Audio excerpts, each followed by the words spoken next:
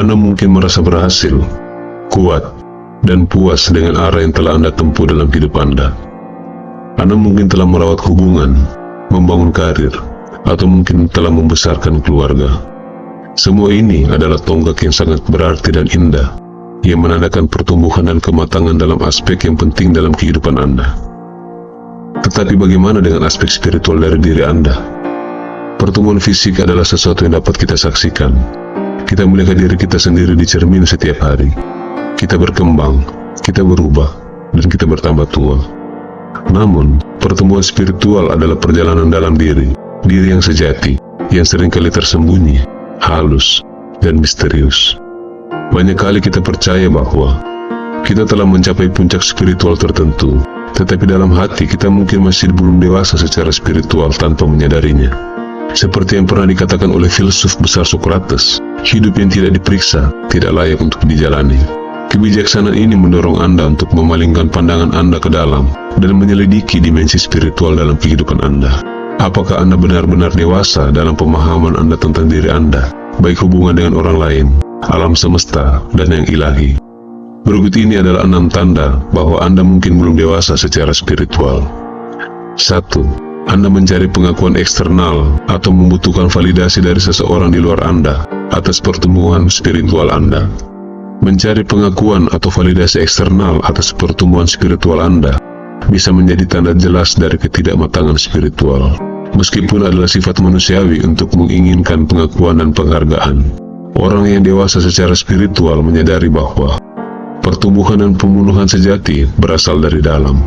Perjalanan menuju kedewasaan spiritual adalah hal yang sangat pribadi, dan hadiahnya seringkali halus, mendalam, dan internal, yaitu dalam diri kita sendiri. Mencari persetujuan atau pengakuan dari orang lain untuk pertumbuhan ini dapat mengurangi pengalaman sejati tentang penemuan diri Anda. Penting untuk memahami bahwa perjalanan spiritual Anda adalah untuk diri Anda sendiri, dan bukan untuk diapresiasi atau diakui oleh orang lain. Validasi dari orang lain bisa bersifat sementara dan bersyarat, sementara penerimaan diri dan pengakuan internal diri kita adalah yang lebih abadi dan tanpa syarat. Fokuslah pada validasi internal. Itulah bentuk pengakuan yang paling otentik dan yang sejati dan original. Dengan merangkul pertumbuhan internal Anda tanpa perlu validasi eksternal, Anda tetap setia pada diri Anda sendiri dan jalur spiritual unik Anda. Yang kedua, Anda menolak perubahan. Ketidaksetujuan terhadap perubahan adalah kecenderungan manusia umum, tetapi bisa menjadi tanda ketidakmatangan spiritual. Ketidaksetujuan ini bisa muncul sebagai ketakutan terhadap hal yang tidak diketahui, atau perlekatan pada zona nyaman, atau penolakan keras kepala untuk tumbuh dan beradaptasi. Anda mungkin kesulitan melepaskan pola lama seperti kebiasaan buruk. Ini dapat menghambat perkembangan pribadi dan menghalangi perjalanan menuju pemahaman yang lebih dalam dan pertumbuhan spiritual. Kedewasaan spiritual seringkali memerlukan fleksibilitas untuk beradaptasi, keinginan untuk melepaskan pola lama, dan keberanian untuk merangkul pandangan baru. Namun, merangkul perubahan bukan berarti itu selalu datang dengan mudah atau tanpa rasa takut dan ketidaknyamanan. Perubahan bisa menjadi tantangan, tetapi seringkali melalui tantangan inilah pertumbuhan yang paling signifikan terjadi. Yang ketiga, Anda tidak tertarik untuk tumbuh secara spiritual.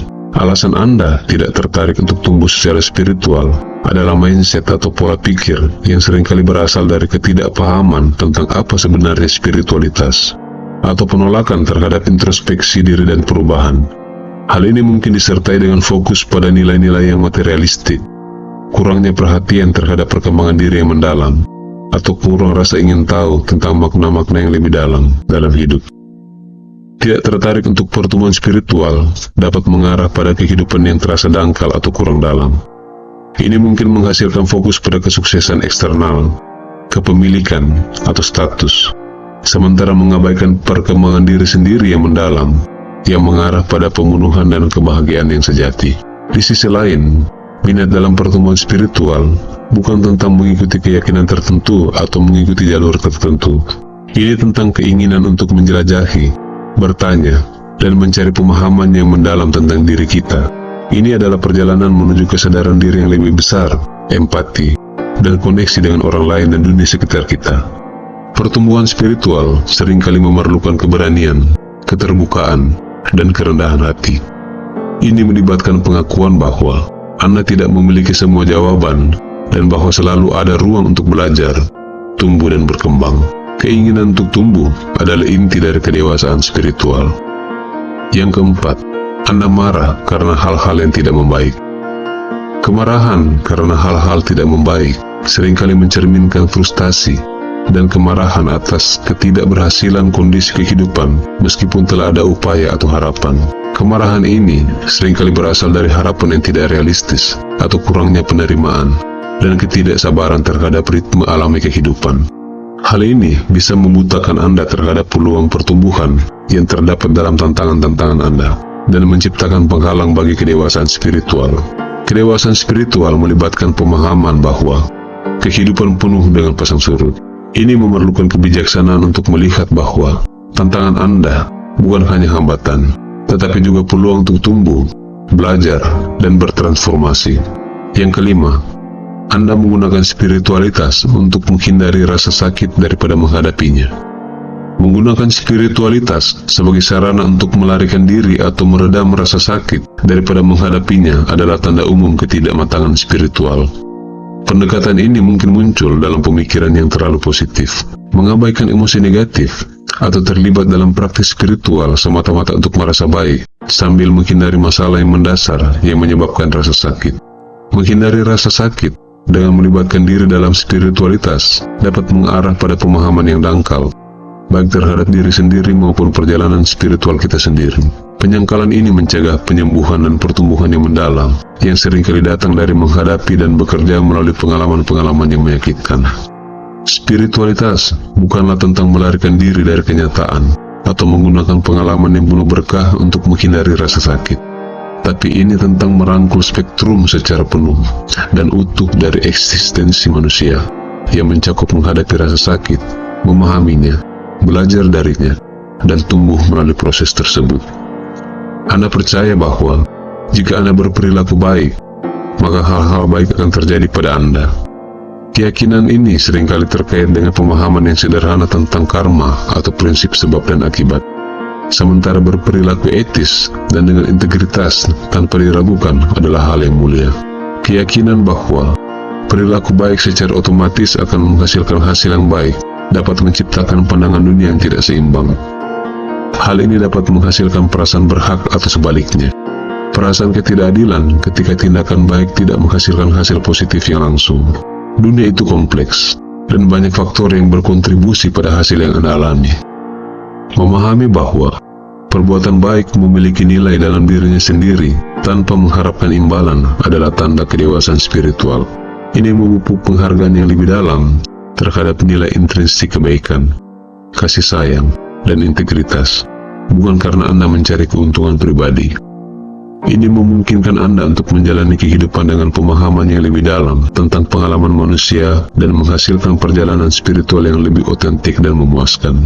Yang keenam, tidak mampu untuk memaafkan. Baik kepada orang lain atau kepada diri sendiri, seringkali menunjukkan kurangnya kedewasaan spiritual. Menyimpan dendam, kemarahan, dan ketidakpuasan bisa seperti membawa beban berat yang membebani hidup. Penolakan untuk memaafkan dapat menciptakan hambatan terhadap kasih sayang, empati, dan pemahaman yang membatasi pertumbuhan pribadi dan pengembangan spiritual. Ketidakmampuan untuk memaafkan seringkali berasal dari rasa sakit, ketakutan, atau persepsi ketidakadilan yang dirasakan. Meskipun perasaan ini valid dan harus diakui, menahan perasaan ini bisa menjadi racun atau virus seiring waktu. Kedewasaan spiritual mengakui bahwa memaafkan bukan tentang mengampuni atau melupakan kejahatan yang dilakukan, tapi ini tentang melepaskan cengkeraman peristiwa-peristiwa ini terhadap hidup Anda. Seperti yang dijelaskan dalam kutipan terkenal yang diatribusikan kepada Buddha, yaitu menahan kemarahan sama seperti meraih bara api yang panas dengan niat untuk melemparkannya pada orang lain, dan Anda yang akan terbakar. Memaafkan dapat menjadi tindakan self-love dan pemberdayaan yang mendalam dan mencintai diri kita sendiri. Ini adalah pilihan untuk melepaskan cengkeraman yang dimiliki dendam terhadap hidup Anda, dan untuk membuka diri terhadap penyembuhan, pertumbuhan, dan hubungan yang lebih dalam dengan orang lain. Jika Anda masih di sini, saya ingin mengucapkan terima kasih atas dukungannya dan menjadi bagian dari keluarga channel ini. Semoga Tuhan Yang Maha Esa memberkahi Anda dengan kehidupan yang sejahtera. Saya mengharapkan Anda memiliki karya yang indah. Sampai jumpa di video selanjutnya. Terima kasih. Salam.